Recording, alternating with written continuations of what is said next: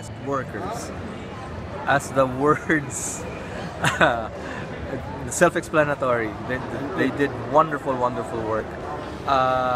Pinoy hospitality to the hilt. It's parang nasa Pinas ka pero naka-air condition lang tapos halos lahat ng tao dito are mga foreigners. It's finest workers have outdone themselves. It's hindi lang production, hindi lang trabaho. Family parang welcome kami dito. Thank you very much, finest workers. .co.uk or finestworkers.com. There you go.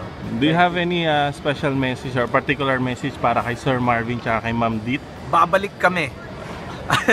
At kung meron tayong may gusto kayong ibang tugtugan, may gusto kayong ibang bisitahing lugar, kung gusto nyong magpasaya sa mga ibang Pilipino sa kahit anong dako ng mundo, sasamahan namin kayo.